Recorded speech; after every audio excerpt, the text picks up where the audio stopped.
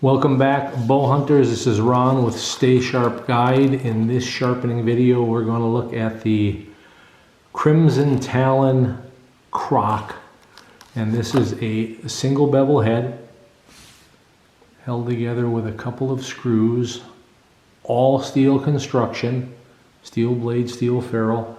This is the 125 grain, but they make other grains, I believe, up to 200. Watch John Lusk's video, Lusk Archery Adventures. He tests this head. It performed pretty well. And there is this sudden popularity with single bevels. So if that's your cup of tea, watch his video and see how it stands up to all of his testing. But in this video, we're going to talk about sharpening. This is a reusable head. This is not a disposable head. When you've dulled it, after you've sent it through an animal and into the dirt, you will need to sharpen it. So you better get good at that. And we're going to select a guide and come back and talk about sharpening it next.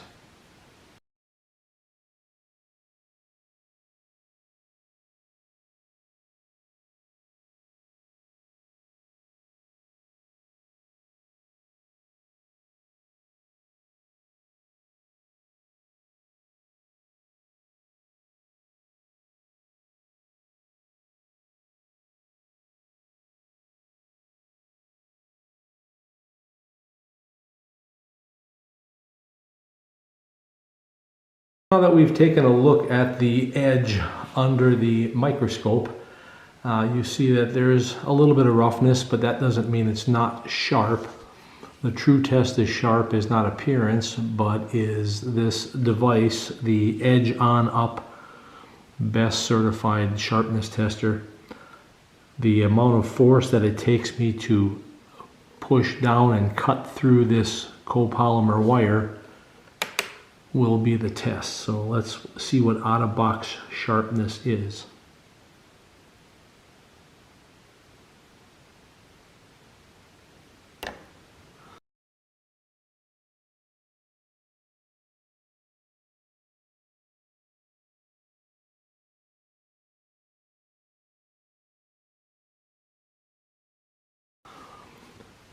.286, not terrible. I personally have a standard of sharpness. It's hunt ready when it's at 200 and below. I'm pretty sure we can get this significantly under 200 or even under 100. But this, I can feel it, this is a sharp edge, and this certainly would kill. Remember shot placement, right? That is what trumps everything. But we are going to go through the process of selecting a Stay Sharp guide that best works with this head. And then we'll talk about and show how to sharpen it. After looking at all of our guide options, the best choice appears to be our 35-degree guide. Now I know in John Lusk's video he talks about 32-degree. It's actually the 35-degree guide. That appears to set the blade, I'll zoom in here, at the correct angle, as close as we can get to the factory grind. This is the blade orientation.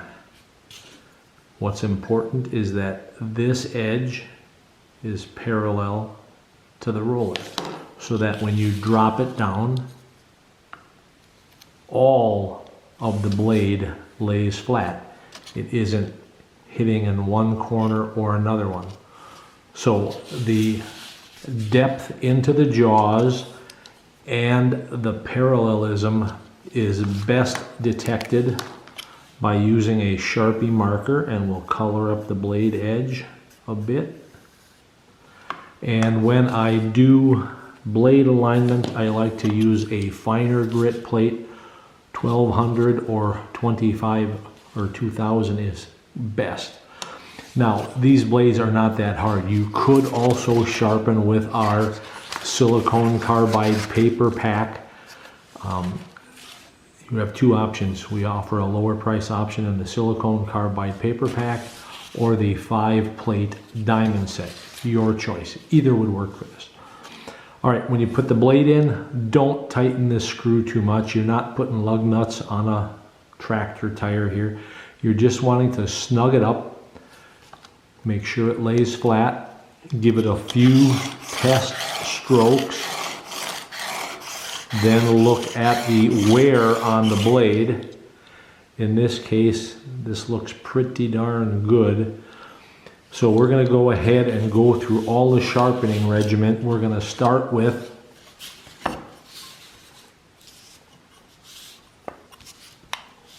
.240 grit. Always start with .240 grit. Your first burr is your key to success. If you don't get a burr at your most coarse grit, in this case .240, the same would be true with the carbide, silicone carbide paper. Always start at 240 grit. The fastest way to get a burr is at 240. So what I'm going to do is I'm going to go through sharpening at 240, and then I'll come back and talk about testing for the burr to make sure we got the burr. The key to sharp is getting a burr, then removing the burr before we go to the next plate, in this case 400. So I will do that and we'll come back and talk about it.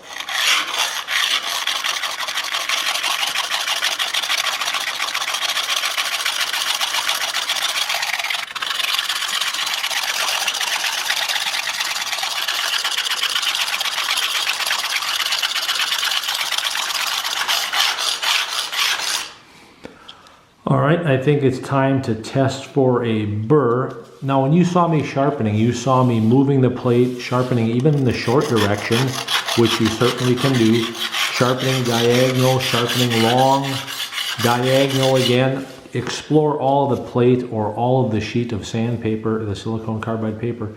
You've paid for the whole plate, use it all. Please, if you're going to use diamond plates, watch our video called Diamond Plate Usage, Selection, Care, and Cleaning, and I'll link that in the description below. If you're a diamond plate user, you'll want to use that or watch that video. It's imperative to long life. You saw me not pushing down hard at all. The weight of my hand is enough. I'm only trying to keep it on the plate. I'm not pushing down. Pushing down flexes the blade. You get a worse burr. You get a much keener burr, sharper edge with a light pressure. So now that we've done our rolls, we're going to take a narrow piece of paper, like a piece of Post-it note, no more than 1/4 inch wide, and we're going to see if we were able to achieve a burr at 240 grit. I'm going to inset a picture of a burr here so you understand what it looks like.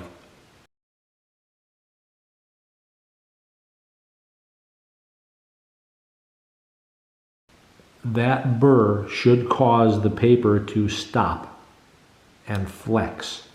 That means that burr has been rolled over on the flat edge. This is the flat side. There's no bevel on the flat side. The burr always shows up on the opposite side of what you're sharpening. So if this paper hooks and stops, that means I've got a burr, and I can feel it with my fingerprint. That means it's time to break off this burr. You lay the blade flat, trap it flat on the plate, give it a couple of strokes. You just want to get rid of the burr that you created. If you create a burr with 240, break it off with 240. Whatever grit you use to achieve the burr is the grit that you will use to break off the burr. Again, lay it flat and give it a couple strokes. It takes very little effort to break off the burr. And you see how I'm polishing up the edge. When the burr is gone, the paper will not catch on anything. It'll slide right off the edge. 240 burr, 240 break off. Now we're going to go to 400. The same process. I want to explore all of the plate. Use it all. Don't just run down the center, wear it out, and then call me and say, hey, my plate's all wore out. When this much and this much is still brand new. Go diagonal. Go the short way. Go the long way.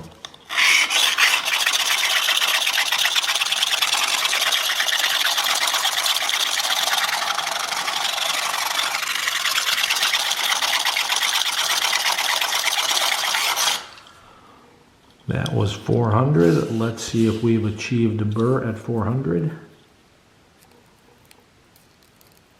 Yes, you see how it popped and jumped off? The paper is flexing because it's hitting a burr.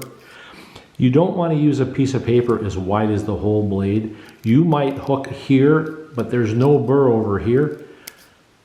You want to test the whole blade in small steps.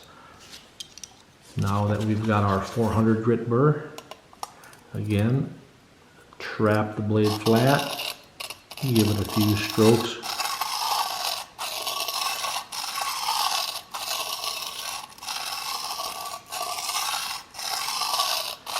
And the level of abrasion, the micro scratches we're putting in the metal that we're putting on the bevel side are also being put in on the back side. So I can feel my burr is all gone. Now, I want to blow off any debris, wipe off these wheels in between grit changes. I don't want to transfer any loose particles of 400 grit to contaminate my 800 grit plate. So always just go, give it a little blow or use a old dry paintbrush, paper towel, whatever you want. Don't transfer grit from one plate to another one. So now we're going to do 800.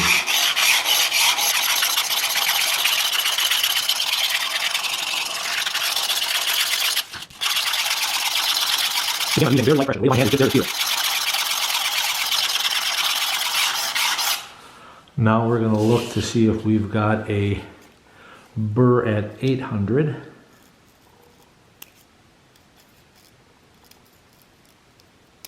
Now the burr at each grit gets smaller. 240 grit throws up a heck of a large burr. 400 is smaller, 800 is smaller, all the way up to 2000 grit, the burr gets much smaller, but as you can see, we're catching on here. So I'm going to go through 1200, or I should first break off this burr.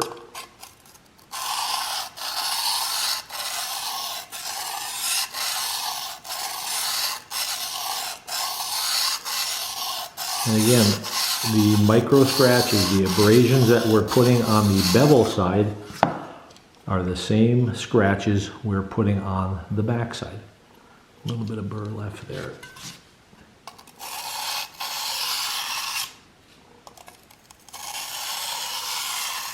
We're not creating a bevel on the back side.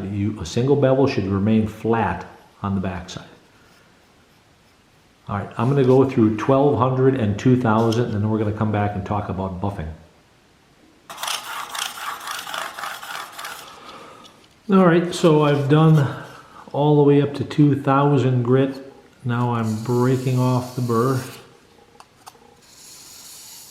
Now in the last grit that you do, we're going to do a couple of insurance strokes here to ensure that we've broken off the burr. The burr is like a paper clip. You can only bend it back and forth so many times and then it snaps off. So we're going to sharpen a bit on the bevel side. Then we're going to go back and break off the burr. The key to sharp is getting the burr, but if you leave any burr behind, it's going to seem dull.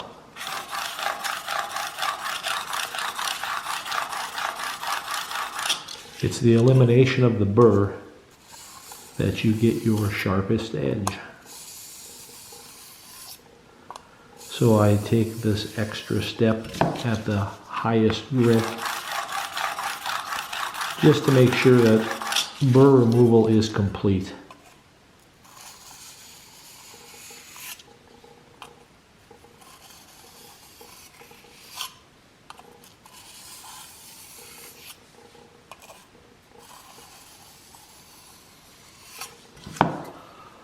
So now we're at a 2000 grit edge on both sides. So we've introduced scratches, micro serrations in the metal on both sides. But I can tell you right now, This is an incredibly sharp edge, but it can be made sharper by buffing. Now, in all my videos, I show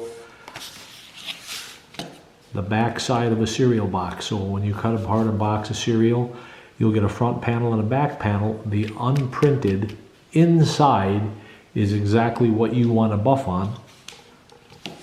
And that means coloring it up.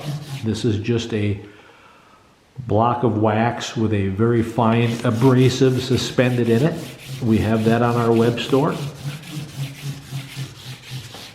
Now you can see these grooves because I'm working on a sheet of cardboard. I'm going to move this sheet of cardboard away so we don't have those grooves.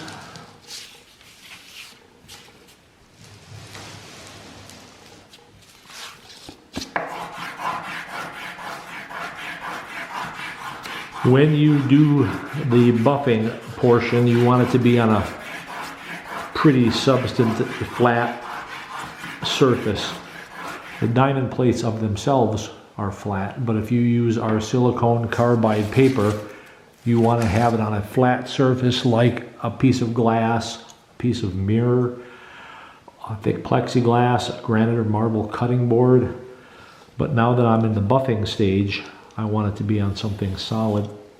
When you buff, you will only go backwards. If I were to go forward, I would just be scraping the buffing compound off or cutting the cardboard. So you just want to use a light pressure backward stroke. Now you cannot overdo this because you're really not removing much material, and you'll see that it is getting black where the rest of it is green. The black is metal coming off the blades, but there's a super fine abrasive in here. It's not taking off that much, but it is polishing up. It's like the old barber using a strop. This is a leather strop, but it's made out of cardboard. This strop could be made out of leather, cardboard, wood, denim stretched tightly. All this is the vehicle for the buffing compound. So the buffing compound does the work. I just need a carrier. In this case, it happens to be cardboard for the buffing compound. It's just the material that the buffing compound is spread on. So you'll see sometimes you'll get a little bit of buildup. Knock that off with a fingernail. And we're going to keep going on this to buff this off. Now when it comes time to breaking the burr off, again, you want to have it on something of substance, and here I'll use the diamond plate. I'll trap it behind there, and then we will put the flat side on because you also want to break off the burr with the buffing compound. If you've got a buffing compound burr, use buffing compound to get rid of it. Again, the flat side and the bevel side will have the same serrations. Even though the back side is perfectly flat, it's getting treated with the same amount of effort as the rest of the blade. So I'm going to spend a bunch of time here buffing, and then we're going to come back and look at it under the microscope, and then we're going to put it in the sharpness meter to see what our efforts have got us. So stay tuned.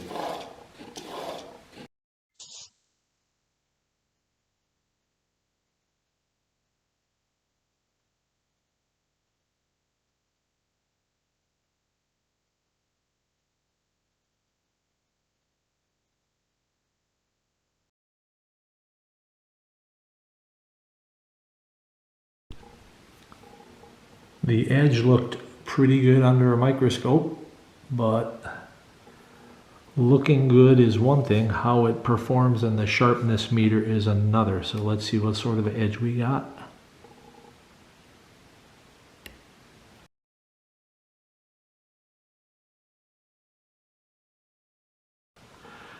.75 is our score. So that is a very sharp edge. A very nice finish. We can see the reflection of the letters in there, and that is a product of buffing, right? So the scratches from 2000 grit wouldn't have allowed that. And again, we have braided the back side, so if you look at the back side of this sharpened edge versus the back side of the factory, there's a little rollover. When they broke their burr off in the factory, you can see that white line. That's probably what hindered their sharpness. They don't want to ship it with a burr, so they knock that off. So that's what the back side should look like. And after you've gone through all of your grits, that's what your front side should look like. So that is a very sharp edge. Again, out of the box is a snapshot in time. As soon as you pass through the hair side of an animal, hit a rib, you've begun to diminish the sharpness. You hope it remains sharp as it passes through the vitals. Then it's going to pass through maybe a rib on the other side, more hair, and then into the dirt. This is not a throwaway blade. You need to restore it back to sharpness, and using the 35-degree guide, you will be able to do that. Thanks for watching.